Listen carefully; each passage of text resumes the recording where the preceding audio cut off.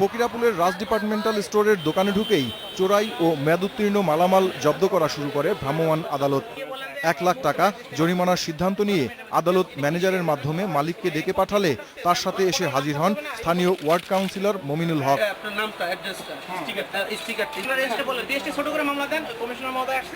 কিছুক্ষণের মধ্যেই পাল্টে যায় দৃশ্যপট। কাউন্সিলরের অনুরোধে জরিমানা কমে দাঁড়ায় 40,000 টাকায়। আমার নাগরিকদের জন্য আমি সবসময় হাজির থাকবই। ব্যবসায়ী সমাজকে সচেতন করতে হবে। যেহেতু আমি একজন জনপ্রতিনিধি, একজন আইন প্রণেতার সাথে আমি তাকে সাহায্য করার জন্য আমার এখানে চলে আসা।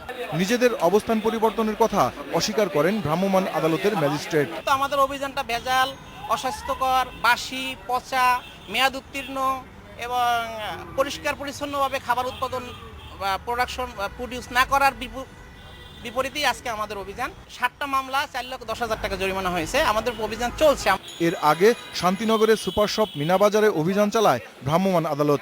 সেখানে পচা মাছ মাংস রাখার অভিযোগে 1.5 লাখ টাকা জরিমানা অনাদায়ে ম্যানেজারের 1.5 মাসের কারাদণ্ড দেওয়া হয়। এছাড়া পল্টন এলাকায় কড়াইগোস্ত নামক খাবার হোটেলে অভিযান চালিয়ে 2 লাখ টাকা, মুসলিম ও টাঙ্গাইল সুইটসের কয়েকটি দোকানে অভিযান চালিয়ে খাবার অযোগ্য মিষ্টি ও দই রাখার অপরাধে জরিমানা আদায় করা হয়।